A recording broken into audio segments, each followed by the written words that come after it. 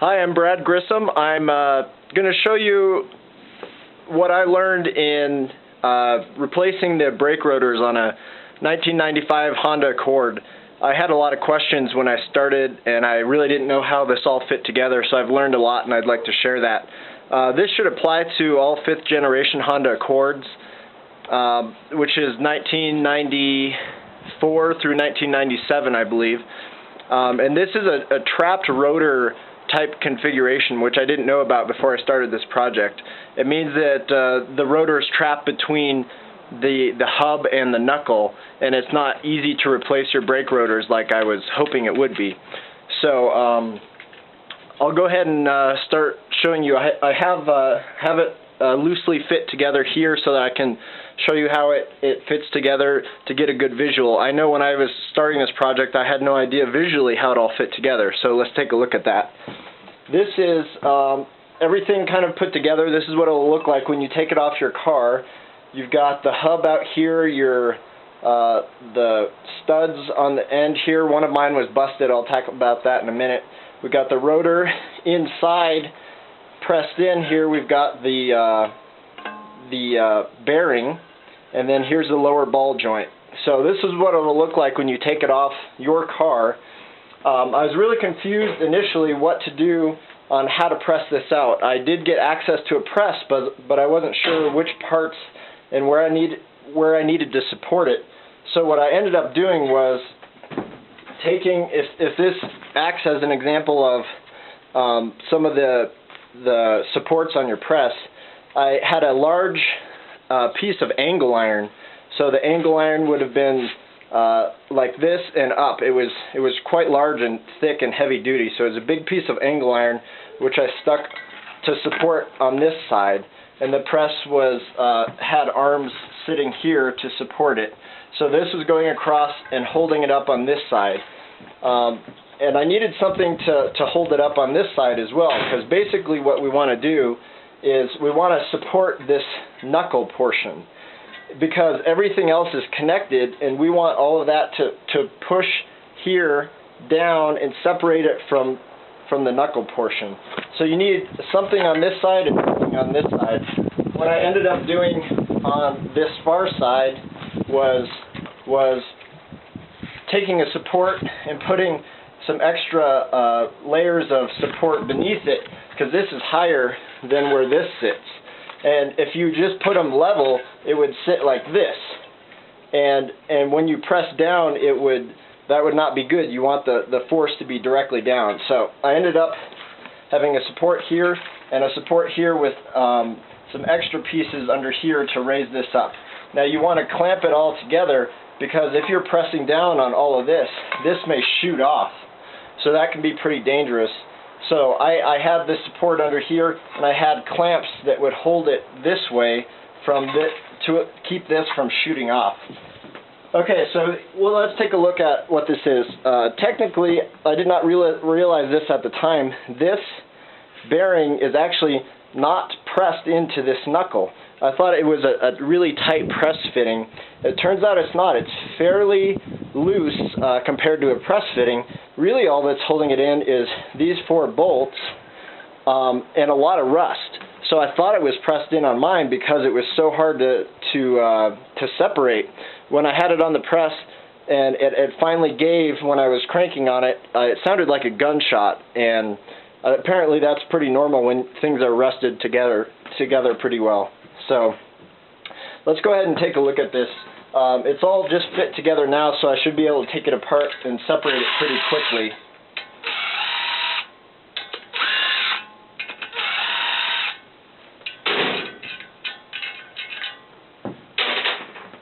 So this just should, now that it's all cleaned, I've cleaned all the mating surfaces, notice it just pops off. That's because that is not a press fitting. So if we look in here, this is fairly rusted up initially. I cleaned it out quite a bit, but this should, in theory, just drop right on there like that. So that's this fitting here, and it's hard to mistake this fitting because this has a very smooth side on the bearing, so it makes sense that it fits in there. You'll see when I take it apart that the other side couldn't possibly fit in there. So there's really only one way to piece this together. So assuming now that you've pressed this off, the next goal is how to get your bearing off. So this is the hub, which is bolted with these bolts here to your brake rotor, and then this is your wheel bearing. So let's unbolt the brake rotor here.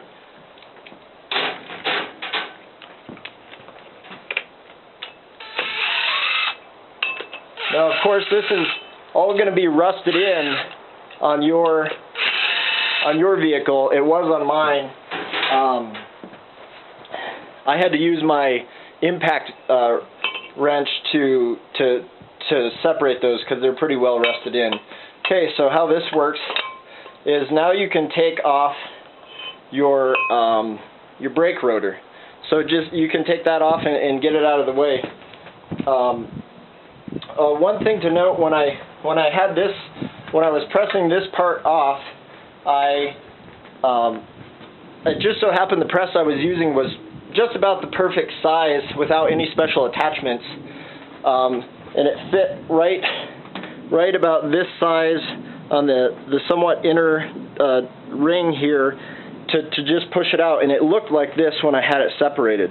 Now, knowing that when you've gone this far, just replacing your brake rotors is well, you could do that. That's all I wanted to do, but you might as well replace your wheel bearing because you've got it all apart. So the next thing I wanted to do was separate this hub from this wheel bearing, and I was thinking I might need some special attachments for that, which you can purchase, that kind of sit under here and support this, and then you press just on this,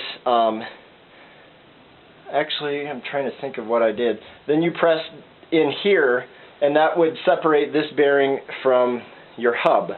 Now, I didn't have any special attachments, so what I ended up doing, now note that I was going to replace my brake rotors anyway, so I used my old brake rotor to do this. But you can set this in here over the hub, let it fit under, twist it so that it lines up beneath there. Now all of a sudden that's an incredibly good support that you can put this on your press like this and press down through here to remove this whole bearing from the hub. So that's how I did it. Now, you would not want to do this on a new rotor because I fear that it might warp the rotor, which would be really bad. So that's one trick for how to remove this. Now, since this is pressed on, I can't exactly show you, but here's what happened. I'll use this toilet paper roll as an example. Let's pretend that this is removed, and I just have the hub sitting in my hand like this. Here's the wheel studs sticking out, and here's the bottom of it. What it looked like when it pressed off was this whole thing pulled off, and it left the inner race up to the bearing. So this was stuck. It was pressed in like this. And now that's pressed in. That's very tough fitting. And this whole piece, this is the old bearing, this whole piece came off. So this is what the old bearing looks like when you press it off.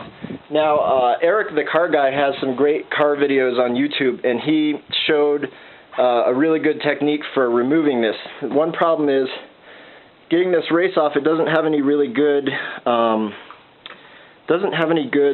lips on here that you can grab with a puller of any sort. Initially what I tried was taking a cutting wheel and cutting some notches in the sides.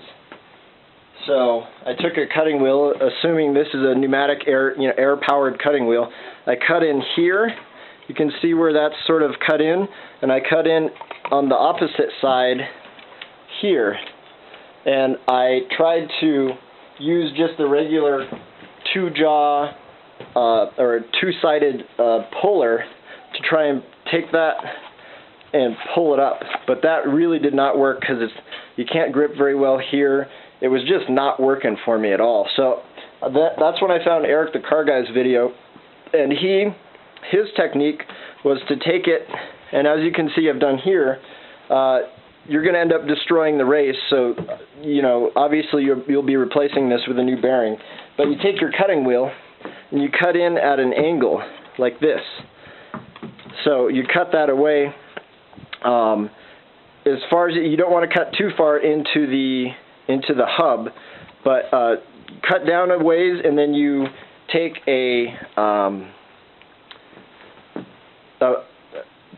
some sort of a screwdriver or something, some sort of a big hammering implement, and you want to pound at that, and it should break it apart like a big chisel or something. And that's exactly what I did. So you might notice too that there's this crack here, and on this one I did cut a little bit too far, and I did start to scrape the hub just a little bit, but it's just a little blemish. It should be okay. So that's how I removed the race. So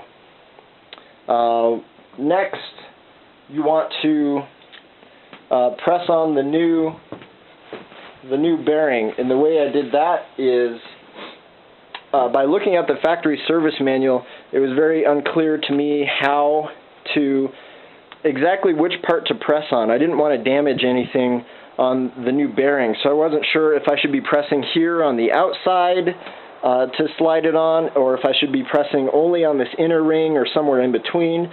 But according to the factory service manual, it shows their special attachment as only pressing on this sort of inner ring area. It was not pressing on the outside. So the press that I was using, I found an attachment that was about that size, that covered, you know, this sort of inner ring. And I put a little bit of grease, as Eric the car guy shows as well. I put a little grease on the mating surfaces, on the hub and on the bearing, and I pressed it down on this inner part, and it worked like a charm. Then from there it's pretty easy. You just put your rotor on and do the opposite of the assembly, just like the car manuals say. So you bolt your rotor back on there, and then if you've cleaned these surfaces, this should fit right back on, and you put your bolts in and you're done. So hopefully that'll help some people visualize what's involved. And of course, be safe, wear eye protection, be really careful with that press. At the shop I was in, they have stories of people shooting things off of the press, and it can be very dangerous. So if you don't know what you're doing, get some help and be safe.